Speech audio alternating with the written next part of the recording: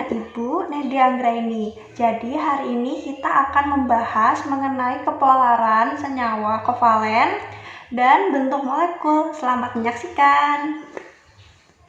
Pada hari ini kita akan membahas polaritas senyawa kovalen. Berdasarkan kepolaran ikatan, ada dua jenis ikatan kovalen, yaitu ikatan kovalen polar dan ikatan kovalen nonpolar.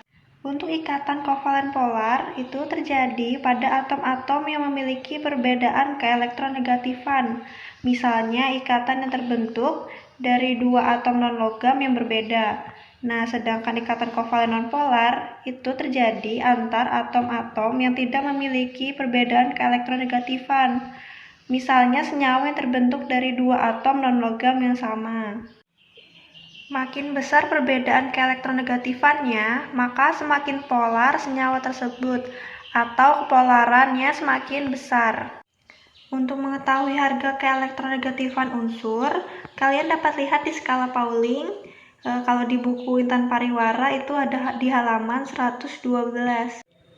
Nah, sifat ikatan kovalen itu tidak hanya dipengaruhi oleh keelektronegatifannya, namun juga dipengaruhi oleh momen dipol dan bentuk molekul. Selanjutnya kita akan mempelajari kepolaran senyawa berdasarkan bentuk molekulnya. Sebelumnya telah Ibu jelaskan bahwa bentuk molekul itu mempengaruhi sifat zat, salah satunya kepolaran. Bagaimana hubungan antara molekul dengan kepolaran senyawa? Kepolaran suatu senyawa dapat diketahui berdasarkan bentuk molekul dan perbedaan keelektronegatifan antara atom-atom penyusunnya. Senyawa polar terjadi jika pasangan elektron yang digunakan untuk membentuk ikatan kovalen tertarik lebih kuat pada salah satu atom. Nah, untuk contohnya, Ibu punya senyawa HCl. Jadi pada senyawa HCl ini keelektronegatifannya untuk hidrogen itu 2,1, sedangkan untuk Cl 3,0. Jadi keelektronegatifannya lebih besar Cl. Karena keelektronegatifannya Cl itu lebih besar, maka atom Cl menarik pasangan elektron ikatan lebih kuat daripada atom H, sehingga letak pasangan elektron ikatan lebih dekat ke arah atom Cl. Jadi di sini terjadi distribusi muatan yang tidak seimbang mengakibatkan terjadinya dipol atau kutub pada molekul HCl, sehingga senyawa ini bersifat polar. Selain dari harga keelektronegatifan, ketidaksimetrisan bentuk molekul juga mengakibatkan senyawa bersifat polar. Nah, jadi kalau kita lihat di sini bentuknya tidak simetris ya. Karena itu bisa dikatakan bersifat. Ya, selanjutnya Ibu akan membahas senyawa nonpolar. Senyawa nonpolar itu terjadi jika pasangan elektron dipakai bersama-sama dalam ikatan kovalen tertarik sama kuat ke semua atom atau harga keelektronegatifannya sama. Nah, kalau kita lihat Cl2 dan CO2 ini sama-sama simetris sehingga membentuk molekul yang seperti ini dan bersifat nonpolar. Karena posisi bentuk molekul yang simetris, maka dipol-dipol ikatan itu saling meniadakan. Selanjutnya kita akan mempelajari mengenai bentuk molekul atau geometri molekul. Bentuk molekul itu adalah posisi atom dalam molekul yang diketahui dari berbagai macam percobaan, contohnya seperti metode difraksi sinar X dan metode spektroskopi inframerah. Nah, selanjutnya kita akan mempelajari bentuk molekul senyawa kovalen. Jadi bentuk molekul senyawa kovalen ini ditentukan melalui dua teori, yaitu teori domain elektron dan teori hibridisasi. Namun pada kali ini kita akan belajar mengenai teori domain elektron. Oke, kita lanjutkan ke teori domain elektron atau VSEPR atau Valential Electron Pair Repulsion. Jadi untuk teori domain elektron ini memiliki dasar teori jumlah pasangan elektron ikatan dan pasangan elektron bebas dalam kulit valensi atom pusat suatu molekul.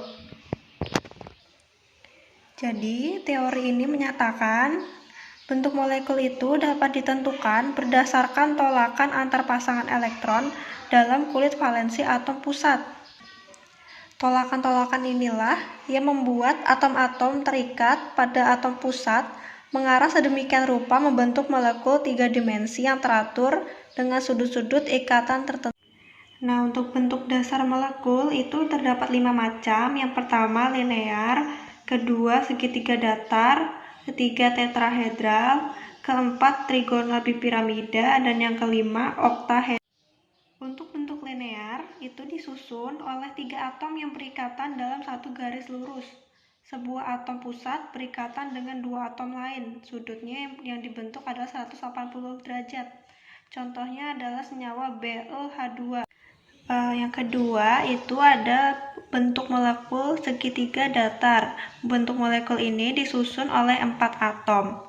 Jadi sebuah atom pusat berikatan dengan 3 atom lain, membentuk sudut ikat 120 derajat. Contohnya BF3. Yang ketiga kita akan membahas tetrahedral. Tetrahedral ini disusun oleh 5 atom. Sebuah atom pusat berikatan dengan 4 atom lain membentuk sudut 109,5 derajat. Contohnya adalah CCl4. Lalu yang keempat kita akan membahas trigonal bipiramida. Trigonal bipiramida ini terdiri dari 2 bentuk piramida yang bergabung dalam salah satu bidang. Atom pusat dikelilingi oleh 5 atom lain dengan sudut ikat 120 derajat. Contohnya adalah PCl5. Lalu bentuk molekul yang dasar yang terakhir itu ada oktahedral. Oktahedral terdiri atas 8 bidang yang merupakan segitiga sama sisi dengan sudut ikat 90 derajat. Contohnya adalah SF6. Nah, jadi Ibu punya contoh yaitu senyawa BeCl2. Be ini elektron valensinya ada 2 kan, lalu untuk Cl itu elektron valensinya ada 7. Jadi kita gambarkan struktur Lewisnya. Oh iya, di sini berilium bertindak sebagai atom pusat, jadi berada di tengah sini. Jadi Be di sini ada 2 elektron valensinya, lalu berikatan dengan Cl yang mempunyai elektron valensi 7. Nah, seperti ini struktur Lewisnya. Lalu karena ini di tengah ada satu pasang elektron, di sini juga ada. Berarti ini membentuk, nah kita bentuk ini garis-garis lurus ini. Ini merupakan ikatan kovalen tunggal.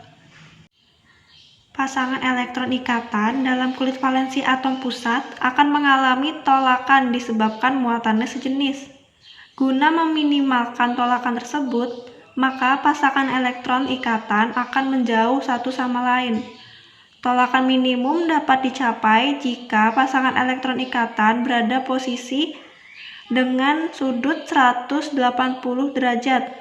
Oleh karena itu, sudut ikatan terbentuk antara atom klor dengan atom klor lainnya itu melalui titik pusat atau atom Be ini membentuk 180 derajat. Jadi bentuk ini merupakan bentuk molekul linier. Nah, untuk unsur yang kedua, Ibu memakai senyawa BCl3. Jadi senyawa ini kita tuliskan struktur Lewisnya. B ini awalnya punya 3 elektron valensi, lalu berikatan dengan 3 klor yang ada di sini. Nah, lalu sama kayak tadi, membentuk ikatan kovalen tunggal. Di BCl3 ini yang berperan menjadi atom pusat yaitu B, karena itu B berada di tengah. 3 pasang elektron ikatan dalam kulit valensi atom pusat berusaha meminimalkan tolakan dengan cara memposisikan sejauh mungkin satu sama lain. Tolakan akan minimum jika ketiga pasang elektron ikatan berada pada posisi 120 derajat satu sama lain. Akibatnya, bentuk molekul tersebut membentuk trigonal planar atau segitiga datar dengan atom pusat berada di tengah-tengah segitiga. Ruangan yang ditempati pasangan-pasangan elektron valensi di sekitar atom pusat itu disebut domain. Oleh karena itu, teori VSIPR ini bisa juga disebut dengan teori domain elektron. Domain elektron itu berarti kedudukan elektron atau daerah keberadaan elektron.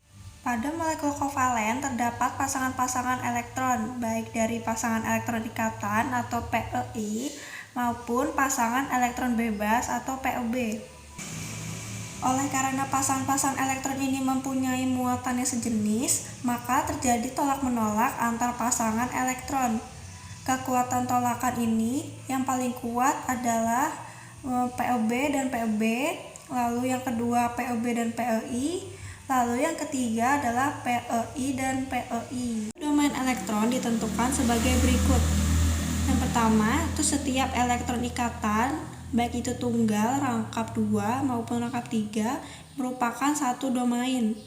Lalu setiap pasangan elektron bebas merupakan satu. Dalam teori VS-APR, gaya tolakan yang dihasilkan PeB juga mempengaruhi bentuk molekul. Jadi notasi VS-APR ini dituliskan dalam bentuk seperti ini. AX-NEM. A itu atom pusat, X itu PeI, E itu PeB, lalu R ini jumlah PeI dan M ini jumlah PeB. Nah, di sini Ibu mempunyai contoh yaitu senyawa CH4. Kita gambarkan pertama-tama struktur Lewisnya seperti ini. Lalu kita lihat di sini ada 4 hidrogen. Ini perikatan 4 hidrogen ini dengan C.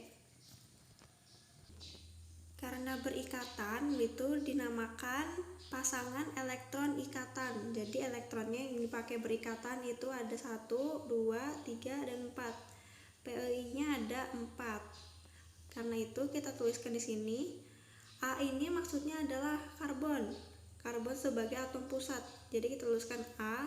Lalu X ini merupakan PeI karena. Nah, untuk AX4 itu bentuknya seperti ini. Jadi ini dinamakan bentuk tetrahedral.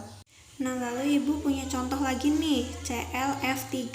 Jadi kita gambarkan lagi struktur Lewisnya seperti ini. Lalu kita bentuk seperti ini. Nah, di sini kan kita lihat ada 3 pasangan elektron ikatan. Jadi kita tulis lagi AX3.